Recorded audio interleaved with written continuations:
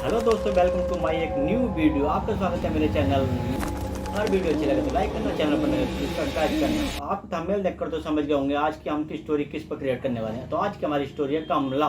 कमला पर हम story create करने वाले हैं। तो वीडियो को लास्ट तक जरूर देखना, जरा से स्किप मत करना। और वीडियो भाई अब एकांत में देखना, क्योंकि ये वीडियो इतनी डरावनी होने वाली है भाई। लास्ट में तो कुछ इंजॉय आने वाली है भाई, क्योंकि कमला इतना डरावना रूप लेने वाली है भाई, मैंने तो कभी सोचा नहीं था भाई। और वीडियो अच्छी लगे तो प्लीज़ लाइक करना और अपने दोस्तों को ज़्यादा से ज़्यादा शेयर करना, क्योंकि भाई इसमें वीडियो में इतना एंजॉय आने वाला है बहुत ज़्यादा। कोई ना रुके, चलते हैं हम अपनी वीडियो की ओर। Let's go. नमस्कार दोस्तों, आज की कहानी राजस्थान के एक पुराने और रहस्यमयी गांव की है। यह कहानी है सानगढ़ के एक प्राचीन महल की, जहां वर्षों पहले कमला नाम की एक लड़की। लोग कहते हैं कि आज भी उसकी आत्मा उस महल में भटकती है। आखिर उसके साथ क्या हुआ था? क्यों उसकी आत्मा को शांति नहीं मिली? आइए जानते हैं पूरी कहानी। बहुत समय पहले राजस्थान के भानगढ़ इलाके में एक विशाल और सुंदर महल था। उस महल के आसपास एक छोटा सा गांव बसा हुआ था। गांव के लोग मेहनती और सरल स्वभाव के थे। उसी गांव में कमला नाम की एक लड़की रहती थी। कमला बहुत दयालु, सुंदर और साहसी थी।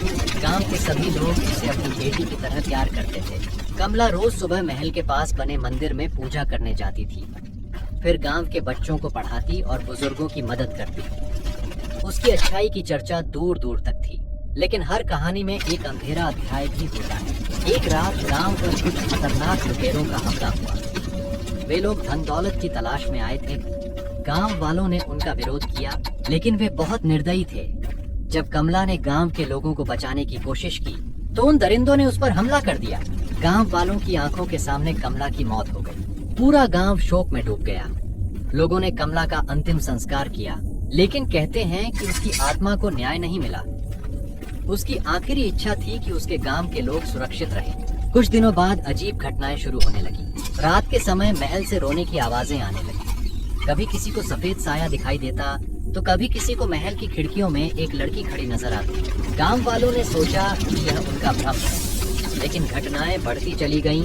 एक रात कुछ युवक साहस दिखाकर महल के अंदर गए। आधी रात होते ही उन्हें किसी लड़की के रोने की आवाज सुनाई। मुझे न्याय चाहिए, यह आवाज सुनते ही सभी युवक डर गए। उन्होंने चारों तरफ देखा, लेकिन वहाँ कोई नहीं था। अचानक एक तेज हवा चली और महल के दरवाजे अपने आप बंद हो गए।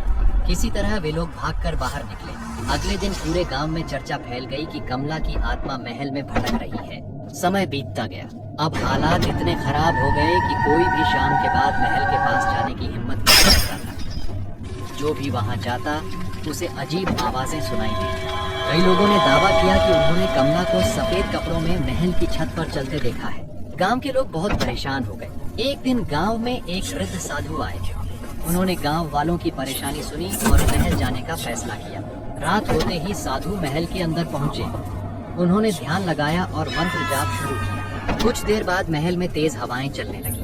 अचानक साधु के सामने एक धुंधली आकृति दिखाई दी। वह कमला की आत्मा थी। साधु ने शांत स्वर में पूछा, बेटी, तुम इस महल में क्यों भटक रहे हो? कमला की आत्मा बोली, मुझे न्याय नहीं मिला। जिन लोगों ने गांव को बर्बाद किया, उन्हें कभी सजा नहीं मिली। मैं अपने गांव की रक्षा करना चाहती हूँ। साधु ने कहा, बदले से शांति नहीं मिलती, तुम्हें मुक्ति का मार्ग अपनाना होगा। लेकिन कमला की आत्मा वर्षों के दर्द और क्रोध से भरी हुई थी। उसने साधु की बात नहीं मानी। उस रात महल में भयंकर हलचल हुई। गांव वालों ने दूर से अजीब रोशनी देखी। साधु ने पूरी रात हनुमान चालीसा और मंत्र का जाप किया। सुबह होने तक महल शांत हो चुका था, लेकिन कहानी अभी खत्म नहीं हुई थी। कुछ महीनों बाद गांव में फिर से अजीब घटनाएं होने लगी। लोगों के सपनों में कमला दिखाई देती। वह किसी से नुकसान नहीं करती थी, लेकिन हमेशा उदास दिखाई देती थी। एक दिन गांव की एक बुजुर्ग महिला ने सपना देखा। सपने में कमला ने कहा, मेरी आत्मा को शांति चाहिए, महल के मंदिर में पूजा करवाओ। अगले दिन गांव वालों ने पूरे गांव को इकट्ठा किया।